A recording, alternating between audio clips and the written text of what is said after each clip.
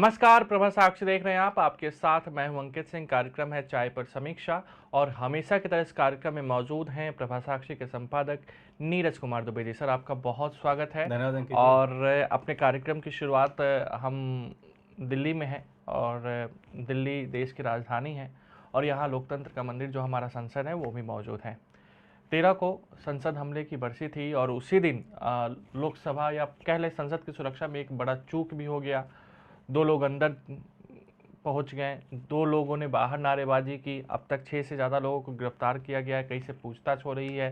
3-4 राज्यों की पुलिस लगी हुई है। विपक्ष का भी हंगामा है, गृह मंत्री के बयान की मांग की जा रही है। पूरा का पूरा मामला आप इसे कैसे देखते हैं? विपक्ष जो कुछ कह रहा है या जो कुछ इस पर राजनीति हो रही है उसे आप कैसे देखते हैं? क्या वाकई में संसद को लेके जो सुरक्षा खतरा है वो अब भी बरकरार है? हम इतने आधुनिक तकनीक की बात करते हैं, इतने विश्व पावर की बात करते हैं, बावजूद इसके देखिए, ये तो देश के गृह मंत्री जी ने भी स्वीकार कर लिया है कि सुरक्षा में चूक हुई है। सरकार ने माना है सुरक्षा में चूक हुई है, आसन ने माना है सुरक्षा में चूक हुई है।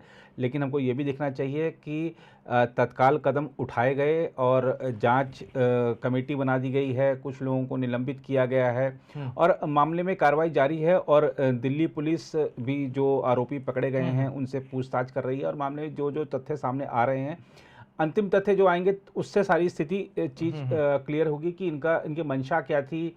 क्या ये सिर्फ मोहरे हैं या यही असली साजिश करता थे, अभी इसका खुलासा होना भी बाकी है।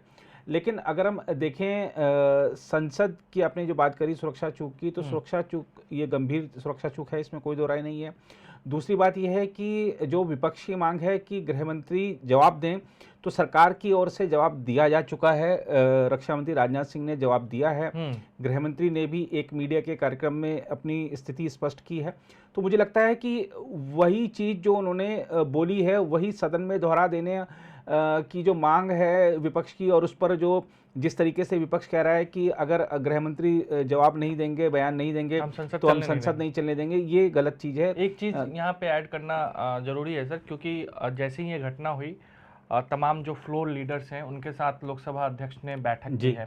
उन्होंने इस बात को स्वीकार किया है कि ये हमारी जिम्मेदारी है, लोकसभा सचिवालय की जिम्मेदारी, इसमें सरकार का कोई लेना देना नहीं है। और ये पहली बार घटना नहीं हुई है। खुद लोकसभा के अंदर जो हमारे संसदीय कार्य मंत्री है प्रहलाद जोशी, उन्होंने तमाम 1974 से लेकर तक लेके पहुंचे, सब में क्या क्या हुआ है ये भी बताया गया। बावजूद इसके विपक्ष का ये कहना जी। और ये देखिए, आप ना इस तरीके की चेतावनी अगर दे रहे हैं कि अगर ऐसा नहीं हुआ तो हम चलने नहीं देंगे संसद, तो यानी कि ये दिखा रहा है कि आपकी इच्छा नहीं है कि संसद चलने देने की, जो कि गलत बात है। लोकतंत्र बीच का रास्ता निकालने का एक जरिया है, अड़ियल रुख अपनाने का नहीं। बिल्कुल। तो ये बात समझनी चाहिए। सरकार का बयान आ गया है और जिस तरह से आपने जैसा जिक्र किया कि स्पीकर साहब ने या और जिस तरीके से सरकार ने कदम उठाए हैं उसको थोड़ा सा इंतजार करना चाहिए। और जो सुरक्षा चूक का मामला है वो बेहद गंभीर है और पूरे देश के लिए चिंता का विषय है, क्योंकि हम लोकतंत्र का जो मंदिर है हमारी संसद,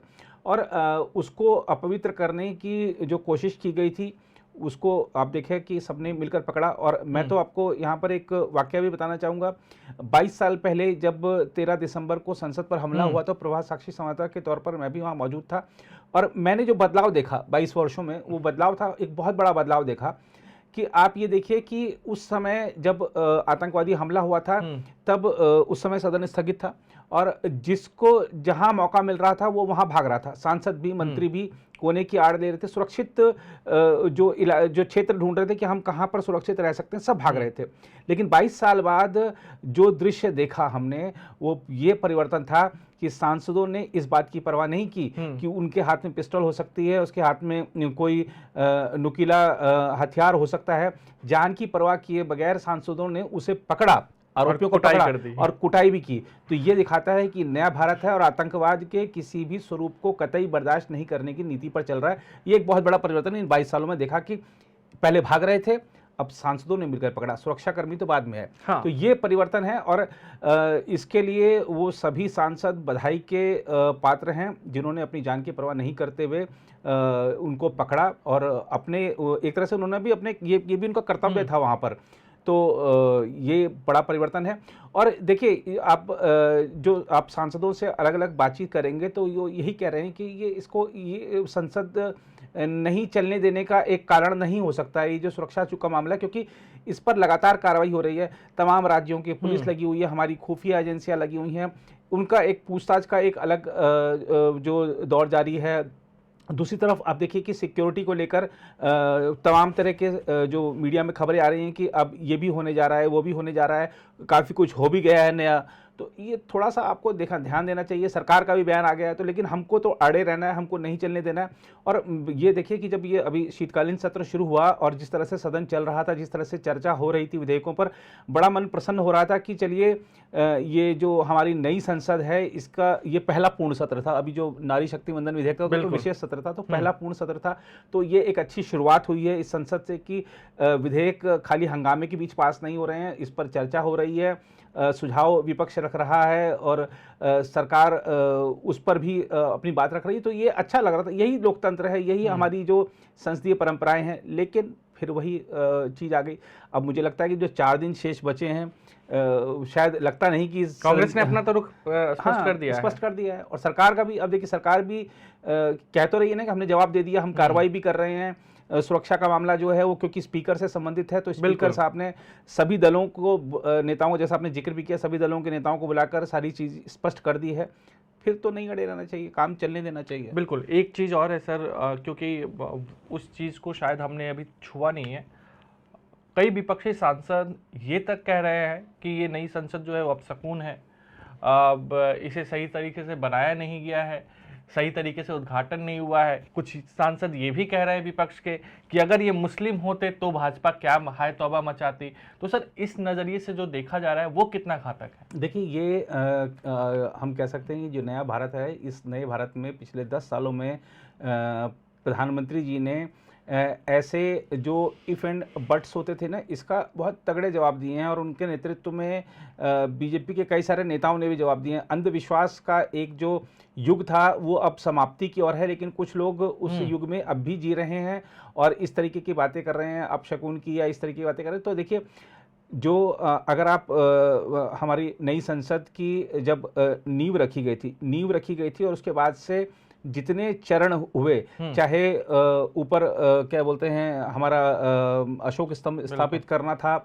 या और भी जो भी चरण थे, हर चरण के दौरान जो वैदिक मंत्रोच्चार था या जो हमारी स्थापित परंपराएं हैं, भारतीय परंपराएं हैं हमारी, उन सब का पूरी तरीके से पालन किया गया है और सभी धर्मों को वहाँ पर लाया गया था। और ये सिर्फ ऐसा नहीं कि उद्घाटन के समय पे जो हम कह रहे हैं कि विभिन्न चरण जो होते, हर चरण में ये चीज़ें का पालन किया गया है। तो ये जो इस तरीके की बात कर रहे हैं कि अपशकुन या बाकी सब चीज़ें, वो अंधविश्वास के युग में जी रहे हैं और शायद उसी युग में जीना चाहते हैं। देश आगे बढ़ चुका है, शायद उन लोगों को दिख नहीं रहा है। और जो लोग कह रहे हैं कि अगर कोई मुस्लिम सांसद ने पास बनवाया होता या किसी और सांसद जो है मुस्लिम होते, हाँ, तो या यदि ये व्यक्ति मुस्लिम होते तो ऐसी चीज़ें, देखिए क्या है कि आप कुछ भी कल्पना के आधार पर कुछ भी बातें कर सकते हैं। अगर मान लीजिए कि ये जो भी लोग पकड़े गए हैं अभी, जिनसे पूछताछ चल रही है, अगर ये आतंकवादी साबित होते हैं या इनका कुछ विदेशी साजिश के साथ इनके तार जुड़ते हैं, तो जाहिर सी बात है कि जो बीजेपी सांसद हैं प्रताप सिम्हा, हाँ, तो उनसे भी पूछताछ होगी। और मेरी जहाँ तक खबर है उसमें उनको भी पूछताछ के लिए बुलाया गया है। तो ऐसा नहीं है कि उनसे कोई पूछताछ नहीं की जाएगी या उनको बिल्कुल क्लीन चिट दे दी गई है। पूछताछ होगी। और हमको ये भी समझना चाहिए कि देखिए, आप जो भी दिल्ली एनसीआर में रहते हैं या जो खासतौर पर लुटियन जोन्स में या सत्ता के गलियारों में जिस तरीके की राजनीति होती है, तो ये लोग जानते हैं कि देखिए, सांसद के पास उनके जो सचिव होते हैं, उनके पास बहुत सारे लोग आते हैं कि हमको संसद की कार्रवाई देखनी है और हमको वहाँ पर जाना है। तो सांसद कई बार ये जाने बिना कि ये जो व्यक्ति है मैं इसको ठीक से जानता पहचानता हूँ, ये इसकी पुष्टि किए बिना मेरे क्षेत्र से आया है और मेरे मेरे वोट का सवाल होता है, उसे चुनाव में 5 साल जाना है बाद, और 10 लाख एक कंस्टिट्यूएंसी में होते हैं लोग मिनिमम लोकसभा के लिए जी। और मेरे पीए ने देख लिया है, तो यानी कि उसने पुष्टि कर ली होगी तो वो साइन कर देते हैं, क्योंकि लगातार सत्र के दौरान बहुत सारे लोग आते हैं सांसदों से मिलने के लिए। और मैं आपको ये बता दूं कि एक तरह से सरकार की तरफ से ही आपने देखा होगा कि किस तरीके से हाल में जब नई संसद का उद्घाटन हुआ उसके बाद से चाहे विभिन्न राज्यों से लगातार महिलाएं आ रही हों या छात्र आ रहे हों, लगातार दिखाया जा रहा है कि कितनी भव्य संसद बनी है, जो कि हमारी पुरातन संस्कृति, हमारा इतिहास और हमारी जो आधुनिकता है उस सबका समावेश लिए हुए है। तो लगातार ये एक तरह से सरकार की ओर से ही मैं कह सकता हूं कि ये था कि आप लाइए, देशवासियों को नई संसद दिखाइए। तो उसी बात का फायदा उठाते हुए 2-4 लोग जिन्होंने दुरुपयोग किया है सरकार की उस सदाशयता भरे फैसले का, तो उनको वो परिणाम भुगतेंगे। तो इसमें ऐसा होता तो क्या होता, ऐसा होता तो क्या होता, वो करने वाले बहुत सारे लोग होते हैं, उनको करने दीजिए। सरकार और हमारी जांच एजेंसियां अपना काम कर रही हैं, और अगर कुछ गड़बड़ होती है तो अदालतें हैं। बिल्कुल। और सर ने जैसा कि बोला कि ऐसा होता तो क्या होता, ऐसा होता तो क्या होता, तो राजस्थान में, मध्य प्रदेश में और छत्तीसगढ़ में भी कुछ दिनों पहले तक कुछ ऐसा ही सिनेरियो था। अगर शिवराज सिंह चौहान मुख्यमंत्री बनते हैं तो क्या होता, अगर नहीं बनते हैं तो क्या होता।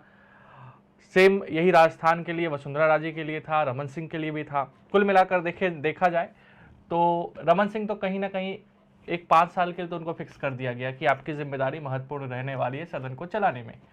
लेकिन प्रश्न सबसे ज़्यादा जो चर्चाओं में है वो शिवराज सिंह चौहान को लेकर है, और इसलिए भी है क्योंकि वो सक्रियता अपनी दिखाने की कोशिश कर रहे हैं, चाहे वो किसी तरह से हो, किसी के जरिए हो। ट्रैक्टर चलाते दिख जा रहे हैं, महिलाओं के बीच जाते दिख जा रहे हैं, आंसू बहाते दिख जा रहे हैं। तो सर सवाल यही है, और शायद जेपी नड्डा और भाजपा अध्यक्ष जो हैं और अमित शाह जो हैं उनसे भी यही सवाल पूछा गया कि आखिर इन नेताओं का क्या होगा। देखिए, एक तो सबसे पहली चीज़ कि अभी हमने देखा कि जो नए मुख्यमंत्री जो लोग भी बने हैं, तो इससे बीजेपी के कार्यकर्ताओं में एक उत्साह तो गया है कि हम जो काम कर रहे हैं उस पर नज़र पार्टी आला कमान की है और किसी कार्यकर्ता की भी लॉटरी लग सकती है। और दूसरे दलों में भी ये चर्चा है कि जब वो बीजेपी ऐसा कर सकती है तो हम ऐसा क्यों नहीं कर सकते, हम क्यों सिर्फ गणेश परिक्रमा करने वाले लोगों को ही पद देते हैं और जो एक पद पर आ गए। अब आप देखिए कि ना कि ये कितनी बड़ी चीज़ है कि बीजेपी ने अपने जीते हुए नेताओं से इस्तीफे लिए, मतलब उनको मुख्यमंत्री नहीं बनाया, और कांग्रेस जो है वो कमलनाथ और गहलोत जो कि हार चुके हैं वहाँ पर, उनसे अब तक उनको सवाल जवाब नहीं पाई है, उनसे सवाल जवाब नहीं कर पाई है। तो ये अगर हम देखें कि ये जो त्याग इन नेताओं ने किया, अब हमने देखा कि किस तरीके से वसुंधरा राजे जब वो पर्ची हाथ में लिए हुई थी, उनसे भजनलाल शर्मा को जब नाम प्रस्ताव रखने के लिए कहा गया तो उनके उस समय आंसू छलक पड़े थे। लेकिन हमने देखा कि किस तरीके से उन्होंने अपने आप को काबू में किया, और जब मुख्यमंत्री का शपथ ग्रहण था वो वहाँ मंच पर मौजूद थी, हंस रही थी, खिलखिला रही थी। मुख्यमंत्री जब अपना कार्यभार संभालने के लिए सचिवालय पहुंचे तो भी वहाँ मौजूद थी, उन्होंने मिठाई खिलाई और वहाँ पर बिल्कुल वो एकदम सामान्य और सहज नजर आई। वहीं अगर शिवराज सिंह चौहान को देखें तो उनके आंसू अब भी छलक रहे हैं, और हो सकता है कि शायद वसुंधरा राजे को इस बात का आभास पहले भी रहा हो कि मुझे सीएम कैंडिडेट नहीं बनाया गया है, और पिछले 5 सालों से जिस तरह से उनको साइडलाइन किया गया था तो इसलिए उनको बहुत कम चांस उनको भी लग रहा होगा कि मैं मुख्यमंत्री फिर बन पाऊंगी। वहीं अगर मध्य प्रदेश की बात करें तो शिवराज सिंह चौहान को, क्योंकि हालांकि उनको मुख्यमंत्री उम्मीदवार नहीं घोषित किया गया था, लेकिन जिस तरीके से प्रधानमंत्री ने भी उनकी योजनाओं की, उनकी सरकार की, और पिछले 18 सालों में जिस तरह से बीमारू राज्यों की श्रेणी से मध्य प्रदेश को बाहर निकाला, इस बात की सराहना की थी। और जिस तरीके से जनता ने बम्पर मतदान किया शिवराज सिंह चौहान के नेतृत्व वाली बीजेपी के पक्ष में, तो उससे उनको लग रहा था कि शायद मेरे लिए सत्ता में दोबारा आना अब कम से कम साल भर के लिए तो मौका मिल सकता है जी, लोकसभा चुनाव तक। लेकिन वो भी नहीं हुआ। तो देखिए, यहाँ पर 2-3 चीजें समझनी होंगी कि पार्टी जो है वो महत्वपूर्ण होती है, व्यक्ति नहीं। और यही बात, जो गलती थी वो उमा भारती ने की थी उस समय जब उनको हटा के शिवराज सिंह चौहान को बनाया गया था। तब वो उन्होंने बाबूलाल गौर को, पहले बाबूलाल गौर, फिर वो शिवराज सिंह चौहान। बाबूलाल गौर उन्हीं की पसंद थे, शिवराज उमा भारती की। बिल्कुल। तो लेकिन जब शिवराज सिंह चौहान को बना दिया गया था तब वो उन्होंने पार्टी छोड़ दी थी और अपनी नई पार्टी बना ली थी। तो उस समय शायद उमा भारती को आज उस दर्द का एहसास हो रहा होगा जो शिवराज सिंह चौहान इस समय झेल रहे होंगे। लेकिन हमको यहाँ पर ये देखना चाहिए कि जो शिवराज सिंह चौहान हो, चाहे वसुंधरा राजे हो, चाहे डॉक्टर रमन सिंह हो, ये पहले ऐसे नेता नहीं हैं जिनको कि बीजेपी ने आगे की राजनीति किस तरीके से बीजेपी की आगे बढ़े उसको देखते हुए साइड किया है। हमको ध्यान होगा कि आप पिछले जरा 1-1.5 साल पहले पीछे चले जाएं तो देवेंद्र फडणवीस, महाराष्ट्र सबसे पहला उदाहरण था जब बीजेपी ने किस तरीके से महाराष्ट्र में बीजेपी की सत्ता आगे भी बनी रहे, किस तरीके से वहाँ पर जो महाराष्ट्र में जो बीजेपी के विरोधी दल हैं उनको परास्त किया जा सके और अगले लोकसभा चुनाव, अगले जो महाराष्ट्र विधानसभा चुनाव है उसके लिए एक बड़ा आधार तैयार किया जा सके, उसके लिए देवेंद्र फडणवीस, जिनको की मैंडेट मिला था 2019 के विधानसभा चुनाव में मुख्यमंत्री बनने का, एक तो पहले तो बीजेपी अगर चाहती तो वो 2.5 साल का समझौता करके उनको मुख्यमंत्री बना सकती थी। बीजेपी अगर चाहती तो एकनाथ शिंदे की जगह उनको मुख्यमंत्री बना सकती थी। बिल्कुल। एंड टाइम पर देवेंद्र फडणवीस को हटा दिया गया और देवेंद्र फडणवीस आज डिप्टी सीएम है तो इसलिए नहीं है कि उनकी कोई आकांक्षा थी कि मुझे पद मिल जाए, उन्होंने तो कह दिया था कि मेरे को नहीं चाहिए। बीजेपी आलाकमान ने उन पर दबाव डाला था कि आप सरकार को ज्वाइन कीजिए, आप सरकार में रहेंगे तो सरकार स्टेबल रहेगी और आप रहिए वहां पर, तब जाकर उन्होंने डिप्टी सीएम की शपथ ली थी। तो पहला त्याग जो किया, अगर हाल के वर्षों में देखें नरेंद्र मोदी और अमित शाह के कार्यकाल वाली या नेतृत्व वाली बीजेपी के दौर में, तो वो देवेंद्र फडणवीस ने किया। बिल्कुल। उसके बाद आप देखिए कि ऐसे ही अगर हम देखें असम का उदाहरण हमको नहीं भूलना चाहिए। हाँ। वहां पर सर्बानंद सोनोवाल के नेतृत्व में वहां पर बीजेपी ने सत्ता में वापसी की। बीजेपी ने उनको सीएम कैंडिडेट नहीं घोषित किया था, नहीं बनाया सीएम, हिमंत बिस्वा शर्मा को दी कमान।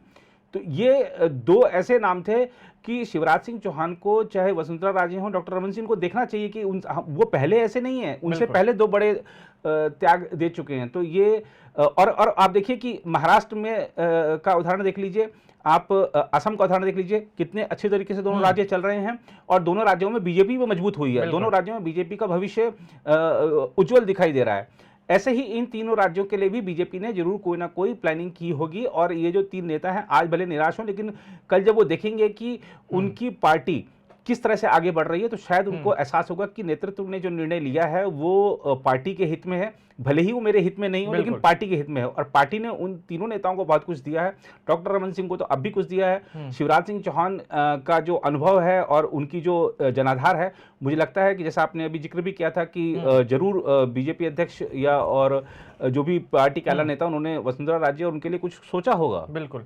और कांग्रेस और भाजपा में क्या अंतर है? सबसे बड़ा अंतर वो आप ये समझ सकते हैं कि शिवराज सिंह चौहान ने कहा कि मुझे सामान्य कार्यकर्ता से पार्टी ने मुख्यमंत्री बनाया और अब मुझे पार्टी को कुछ लौटाने का वक्त है। बिल्कुल। और उन्होंने इस तरीके का बयान नहीं दिया कि मैं निराश हूं, मैं हताश हूं, मुझे क्यों नहीं बनाया गया, मैं तो परिक्रमा करने जाऊंगा, ऐसा कुछ भी नहीं कहा। वसुंधरा राजे ने पर्दे के पीछे ताकत जरूर दिखाई, लेकिन कभी पर्दे के सामने आकर उन्होंने कुछ कहा नहीं। उन्होंने पार्टी नेतृत्व से बात जरूर किया, लेकिन सूत्रों ने जो बताया उन्होंने साफ तौर पे कहा कि मेरी मां की पार्टी है और मैं इसके साथ गद्दारी नहीं कर सकती। बिल्कुल। तो इस तरह की चीजें जो हैं वो भाजपा में क्यों और कांग्रेस और बाकी अन्य दलों में क्यों नहीं है, इस पर भी कभी चर्चा होनी चाहिए। जी बिल्कुल। फिलहाल आज के लिए इतना ही। अगले सप्ताह आपसे फिर मुलाकात होगी, तब तक मुझे यानी अंकित सिंह और प्रभा साक्षी के संपादक नीरज कुमार दुबे को दीजिए इजाजत। नमस्कार। अगर आप भी लेना चाहते हैं देश दुनिया की तमाम जानकारी तो आज ही सब्सक्राइब करें हमारे चैनल को। साथ ही नीचे दिए बेल आइकन को जरूर दबाएं ताकि हर अपडेट आप तक पहुंच सके।